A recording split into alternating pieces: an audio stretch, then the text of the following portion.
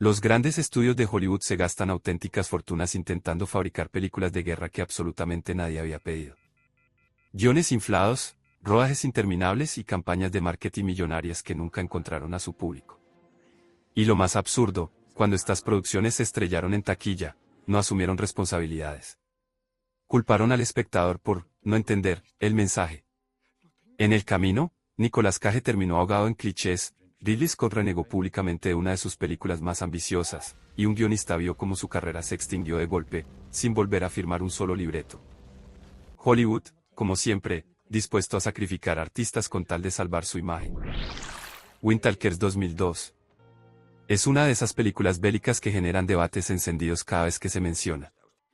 Algunos la defienden como un proyecto incomprendido y otros la ponen en la lista negra de los peores fracasos del género. La idea era prometedora, rendir homenaje a los navajos que sirvieron como code talkers en la Segunda Guerra Mundial, usando su idioma para crear mensajes imposibles de descifrar por los japoneses. Una pieza clave en la victoria estadounidense que, durante décadas, quedó silenciada por secreto militar. Pero lo que terminó en pantalla se parecía poco a ese homenaje. El resultado fue una sucesión de tiroteos filmados en cámara lenta, explosiones coreografiadas como si fueran fuegos artificiales y un Nicolas Cage con su ya clásico rostro de mirada perdida. El director John Woo quería explorar una historia de amistad, redención y el trauma de un hombre roto por la guerra. El estudio, en cambio, exigía un espectáculo patriótico a lo John Wayne, con héroes de mandíbula cuadrada y banderas flameando. Y como suele pasar en Hollywood, ganó el estudio. Al final, la figura de los navajos, supuestamente el corazón de la trama, quedó reducida a un accesorio narrativo. La película se estrenó con grandes expectativas y un presupuesto cercano a los $115 millones, pero apenas recaudó la mitad en taquilla estadounidense. La crítica la destrozó por superficial y el público la ignoró. Sin embargo, mantiene un mérito, hasta hoy sigue siendo la única superproducción que se atrevió a poner en primer plano a los code talkers, un capítulo histórico que rara vez aparece en los libros escolares de Estados Unidos. Operation Finale 2018. Sobre el papel, parecía una apuesta segura, un reparto estelar encabezado por Oscar Isaac, Ben Kingsley y Melanie Laurent, una historia basada en hechos reales y un tema cargado de relevancia histórica. La película narra la operación secreta del Mossad para capturar a Adolf Eichmann, uno de los arquitectos de la solución final, que tras la guerra huyó a Argentina y vivió bajo una identidad falsa. La misión fue real, peligrosa y decisiva. Israel consiguió sacarlo del país y llevarlo a juicio, en un proceso que se convirtió en un hito de la memoria del Holocausto. Pero la película, en lugar de sumergirse de lleno en la dimensión histórica y moral, eligió el camino del thriller estilizado, casi con un aire de película de atracos. El resultado, una producción elegante, pulida, entretenida, pero que nunca terminó de transmitir el peso de la historia que tenía entre manos. No fue un fracaso rotundo, su recaudación global superó los $17 millones con un presupuesto de 24, lo que la dejó en un terreno incómodo, ni desastre ni éxito. Lo peor es que pasó casi desapercibida, eclipsada por otras producciones más ruidosas. Aún así, tiene momentos de brillo, la intensidad de Oscar Isaac cargando con el dilema moral de la misión, la interpretación inquietante de Kingsley como Eichmann, y esa tensión constante de saber que lo que se cuenta no es ficción, sino parte de la historia del siglo XX.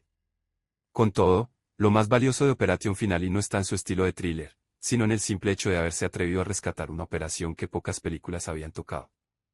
Y aunque no lograra convertirse en clásico, sigue siendo uno de los pocos intentos de Hollywood por narrar un episodio clave de la justicia post-Holocausto. War Dogs 2016. En el papel, parecía un éxito inevitable. Tenía todos los ingredientes, Jonah Hill y Miles Teller como protagonistas, Warner Bros. Detrás con un presupuesto sólido, y en la dirección Todd Phillips, el hombre que había convertido The Hangover en una de las comedias más taquilleras de los 2000. La historia, además, parecía hecha a medida para Hollywood, dos veinteañeros de Miami, sin experiencia militar ni política, que encontraron un vacío legal en el sistema de licitaciones del Pentágono y terminaron firmando un contrato de $300 millones para suministrar armas en Afganistán. Un delirio real, publicado originalmente en un artículo de Rolling Stone, que exponía cómo la guerra también se alimenta de oportunistas de medio pelo. Pero lo que pintaba como una sátira demoledora del complejo militar industrial terminó siendo un híbrido extraño. Por un lado, tenía la comedia negra y el cinismo de Jonah Hill, que interpretaba a Efraim Diveroli como un depredador carismático y repulsivo a la vez. Por otro, estaba el tono más serio de Miles Teller, en el papel de David Pacous, que funcionaba como la voz de la conciencia dentro de una historia que, en teoría, debía ser un descenso moral sin freno. Phillips intentó repetir la fórmula de dos tipos ordinarios envueltos en un lío extraordinario, pero aquí el terreno no era Las Vegas ni una boda arruinada, era la guerra de Afganistán, un escenario que exigía más mordida política de la que finalmente mostró. En taquilla, la película sobrevivió apenas, costó unos 40 millones y recaudó cerca de 86 en todo el mundo, lo cual, después de gastos de marketing, la dejó en la cuerda floja. Y lo curioso es que, aunque muchos la vieron como una comedia de colegas con armas, el verdadero núcleo de la historia era otro. El sistema estaba tan roto que dos chavales de Miami podían convertirse en contratistas del gobierno en plena guerra contra el terrorismo. Ese mensaje sigue siendo perturbador, incluso más que las escenas de armas y fiestas. Hotel Rwanda 2004. Este es uno de esos raros casos en los que la crítica y los festivales se rindieron ante la película, pero la taquilla no respondió al mismo nivel. Hotel Rwanda cuenta la historia de Paul Rusesabagina, un gerente de hotel que, durante el genocidio de 1994 en Ruanda, protegió a más de 1.200 personas de las masacres perpetradas por milicias hutus contra la población tutsi.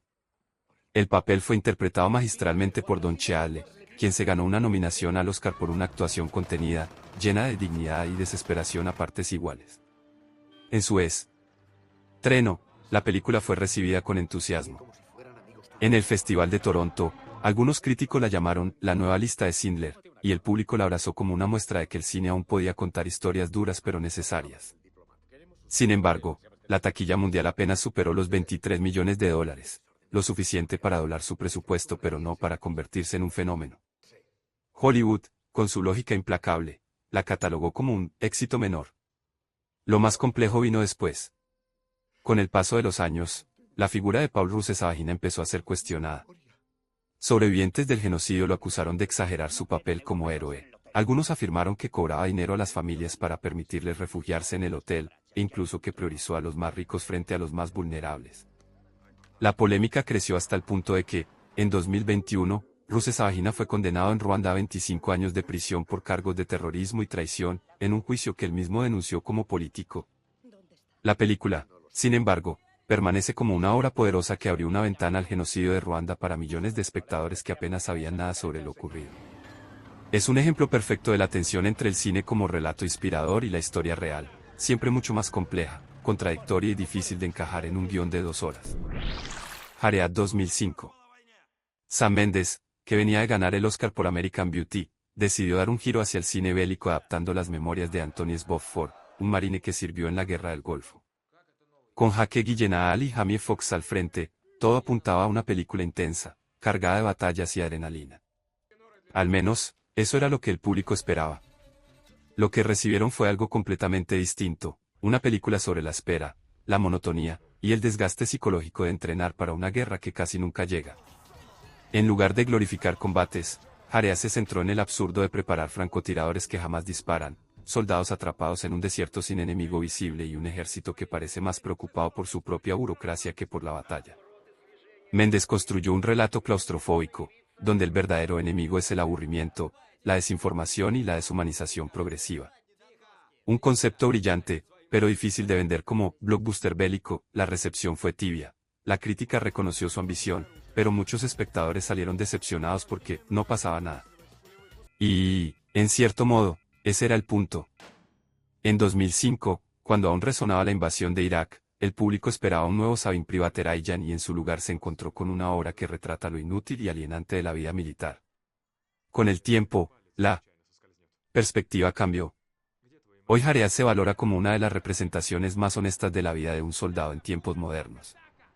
No hay épica, no hay redención, no hay gloria, solo la psicología del desgaste y la crudeza de hombres entrenados para una guerra que nunca llega. En retrospectiva, Mendes entregó una película adelantada a su tiempo, un retrato incómodo que tardó años en encontrar su lugar dentro del género. A.J. 1997. A simple vista parece increíble que esta película haya sido dirigida por Ridley Scott, el mismo autor de clásicos como Alien o Blade Runner. Y sin embargo, ahí está, Hey Jane, un drama bélico centrado en la primera mujer que intenta superar el brutal entrenamiento de los Navy SEAL. El papel protagónico recayó en Demi Moore, quien en aquel momento era una de las actrices mejor pagadas de Hollywood y venía de éxitos masivos como Ghost o Una proposición indecorosa. Moore no se tomó el papel a la ligera, insistió en entrenar como lo haría un SEAL de verdad. Se rapó la cabeza frente a las cámaras, un gesto icónico que marcó su imagen durante años, pasó por rutinas físicas agotadoras y llevó su cuerpo al límite. En su autobiografía, la actriz confesó que fue una de las experiencias más exigentes y, a la vez, de las que más orgullosa se sintió en su carrera. Su interpretación fue intensa, física y emocionalmente comprometida, pero todo ese esfuerzo chocó contra un muro, la taquilla. La película costó cerca de $50 millones y recaudó solo 48 en todo el mundo. Hollywood la etiquetó como un fracaso inmediato. Lo más duro es que Demi Moore fue responsabilizada casi en solitario. Su imagen mediática, sus salarios millonarios y el hecho de ser mujer en un rol militar hicieron que la crítica y el público la usaron como chivo expiatorio. Su carrera nunca volvió a recuperar el brillo que tenía en los 90. La guionista Danielle Alexandra tampoco volvió a escribir un solo largometraje después de Hey Jane. Ridley Scott, por su parte, se desentendió del montaje final, alegando que el estudio había impuesto cambios que arruinaron el ritmo de la película. El tiempo, sin embargo, fue un poco más benévolo. En VHS y DVD logró recuperar otros 22 millones, y décadas después revivió en el imaginario cultural por un motivo inesperado, el chiste de Chris Rock en los Oscars de 2022, que desencadenó la bofetada más famosa en la historia de la ceremonia. Kingdom of Heaven 2005. Todo estaba preparado para un nuevo, épico, de Ridley Scott. El director venía del éxito arrasador de Gladiator, y tenía a su disposición un elenco de lujo: Orlando Bloom, recién salido del Señor de los Anillos y Piratas del Caribe, Liam Neeson, Jeremy Irons, Eva Green y hasta Edward Norton, oculto bajo una máscara como el rey leproso de Jerusalén. El presupuesto era colosal, más de $130 millones. Fox vendía la idea de otro gladiador, con batallas medievales y romance incluido. Pero lo que Scott entregó fue distinto. Kingdom of Heaven no era una aventura ligera ni una fantasía romántica, era un drama histórico complejo ambientado en las cruzadas, lleno de debates sobre fe, política, tolerancia religiosa y la fragilidad del poder. Cuando Scott mostró su montaje original de casi 3 horas y 15 minutos, el estudio entró en pánico. Temían que nadie quisiera sentarse tanto tiempo en una sala. El resultado fue una versión recortada a 145 minutos, que elimina subtramas enteras, diluía personajes y transformaba un fresco histórico en un relato confuso y superficial. El estreno en Estados Unidos fue desastroso, apenas superó los 47 millones, muy por debajo de lo esperado. En Europa y Oriente Medio, sin embargo, fue un éxito mucho mayor. En Egipto, por ejemplo, se convirtió en un fenómeno cultural, porque presentaba a Saladino, líder musulmán, con respeto y humanidad, algo inusual en el cine occidental. La crítica en su mayoría la tachó de incompleta y sin alma, y el público quedó dividido. Pero la historia no terminó ahí. En 2006, Ridley Scott lanzó la versión del director, recuperando los casi 50 minutos eliminados. Y de pronto, la película renació.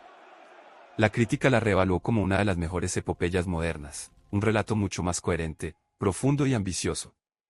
Hoy, Kingdom of Heaven es un caso de estudio, como la interferencia de un estudio puede convertir un proyecto sólido en un fracaso, y como una restauración tardía puede rescatarlo del olvido. The Thin Red Line 1998. Terrence Malick es uno de los directores más enigmáticos de Hollywood. En los 70 filmó 2 obras maestras, Badlands y Days of Heaven, y luego desapareció del mapa durante 20 años. Su regreso fue The Thin Red Line, una adaptación de la novela de James Joyce sobre la batalla de Guadalcanal en la Segunda Guerra Mundial. El proyecto generó expectativas enormes, en parte porque nadie sabía qué tipo de película iba a entregar Malick después de 2 décadas de silencio. El reparto era impresionante: Sean Penn, Nick Nolte, John Cusack, Woody Harrelson, John C. Reilly, Adrien Brody, George Clooney, hasta Jared Leto aparecía en papeles secundarios. Hans Zimmer compuso una de sus partituras más conocidas. El presupuesto fue alto para la época, alrededor de 52 millones, y Fox esperaba otro éxito a la altura de Saving Private Ryan, estrenada apenas unos meses antes. Pero Malick tenía otros planes. Su película no era una recreación hiperrealista del combate, sino un poema visual y filosófico sobre la guerra, la naturaleza y la fragilidad humana. Sí había acción, y algunas escenas de batalla son tan intensas como cualquier clásico bélico, pero el corazón de la película estaba en otra parte, en las voces en off de los soldados reflexionando sobre la vida y la muerte, en los paisajes exuberantes que contrastaba con la violencia, en el tono casi espiritual que recorría todo el relato. El público, que venía del impacto visceral de Saving Private Ryan, salió desconcertado. Las críticas fueron polarizadas, algunos la llamaron obra maestra, otros la tacharon de aburrida y pretenciosa. En taquilla hizo casi 98 millones en todo el mundo, lo suficiente para no perder dinero, pero insuficiente para el nivel de expectativas. Para los ejecutivos de Fox, fue una decepción. Con el tiempo, su reputación creció de manera imparable. Hoy The Sin Red Line se considera un clásico del cine de guerra y, para muchos, una de las películas más bellas jamás rodadas sobre la Segunda Guerra Mundial. Martin Scorsese llegó a ponerla en su lista de las mejores películas de los 90, y directores como Christopher Nolan la citan como influencia directa. Es, en definitiva, el ejemplo perfecto de cómo una obra incomprendida en su estreno puede transformarse en un referente absoluto del género. Stalingrad 1993. En el cine bélico, pocas batallas son tan icónicas como la de Stalingrado, el enfrentamiento decisivo en el frente oriental, donde el ejército alemán quedó atrapado por el invierno ruso y por la resistencia implacable del ejército rojo. Hollywood la ha usado de fondo en varias ocasiones, pero la versión alemana de 1993 es quizá la más brutal y honesta jamás filmada. Dirigida por Joseph Bielsmayer y rodada con un presupuesto modesto, alrededor de 20 millones de marcos alemanes, Stalingrad evitó deliberadamente los clichés del género. No hay héroes carismáticos ni discursos patrióticos, lo que vemos son soldados alemanes arrastrados a una campaña que se convierte en pesadilla. Desde el inicio, la película plantea un descenso progresivo al infierno, calor sofocante en África, traslado inmediato a Rusia, y luego la lenta descomposición física y moral en las calles heladas de Stalingrado. La violencia no es espectacular, es cruda. El sufrimiento no es heroico, es absurdo. Bielsmayer muestra ejecuciones sumarias, cuerpos congelados, soldados que se mueren más de hambre y frío que de balas. La cámara no da respiro, todo transmite el sinsentido de la guerra y el abandono total de los soldados por parte de sus comandantes. En taquilla fue un caso de ni fu ni fa, correcta en Alemania, casi invisible fuera. Y eso es lo más injusto, porque Stalingrad no solo ofrece una visión distinta de la Segunda Guerra Mundial, sino que desmonta la imagen romántica del soldado alemán que Hollywood aún arrastraba en los 90. Con el paso del tiempo, la película se ganó un culto fiel entre aficionados al cine bélico, que la consideran imprescindible por su honestidad descarnada. Hoy es recordada como una de las representaciones más realistas y desoladoras de la guerra jamás filmadas. The 13th Warrior 1999. Pocas producciones en Hollywood acumulan tanta leyenda negra como 13th Warrior. Lo que debía ser una épica aventura terminó convertido en un desastre industrial. Basada en la novela Eaters of Death de Michael Crichton, mezclaba historia y mito, un poeta árabe del siglo X que se une a una tribu vikinga para enfrentarse a una amenaza salvaje. Antonio Banderas interpreta al protagonista, Ahmed Fadlan, acompañado de un grupo de guerreros nórdicos en una especie de cruce entre Beowulf y Conan el Bárbaro. El director original fue John M. C. Tiernan, responsable de clásicos como Depredador y Duro de Matar. Pero desde el inicio, el rodaje estuvo marcado por el caos, retrasos, cambios de guión y un presupuesto que se disparaba sin control. Nadie sabe con certeza cuánto costó realmente, las estimaciones oscilan entre 85 y 160 millones de dólares, lo que la convierte en una de las películas más caras de su época. Cuando se hicieron los primeros test screenings, el público reaccionó fatal. El estudio entró en pánico y trajo de vuelta al propio Michael Crichton, el autor de la novela, para supervisar grabaciones y remontar gran parte de la película. Eso significó que había dos versiones distintas compitiendo, la de M.C. Tiernan y la de Crichton. Al final, lo que se estrenó fue un híbrido extraño, sin identidad clara. El estreno fue un fracaso monumental, apenas recaudó 61 millones en todo el mundo. La crítica la destrozó, tachándola de incoherente, lenta y carísima. La película casi arruinó la carrera de M.C. Tiernan, que tardó años en volver a dirigir. Y, sin embargo, con el tiempo 13th Warrior encontró su público. Entre fans de los vikingos y de la fantasía épica, se convirtió en obra de culto. Muchos defienden su atmósfera oscura, su retrato de los vikingos como guerreros feroces y su mezcla de historia real con elementos casi sobrenaturales. Hoy es recordada como un ejemplo perfecto de cómo una producción descontrolada puede hundirse en taquilla, y aún así sobrevivir gracias al cariño de una comunidad de seguidores. Si te fascinó este recorrido por los fracasos y los secretos detrás de las películas bélicas, no te vayas sin suscribirte. Aquí descubrirás las historias ocultas de Hollywood, los errores épicos que nadie te contó y los relatos que transformaron el cine, para bien o para mal. Dale clic a suscribirse y acompáñanos en este viaje por los éxitos olvidados, los desastres de taquilla y las joyas de culto que merecen una segunda oportunidad. No te pierdas ni un solo capítulo.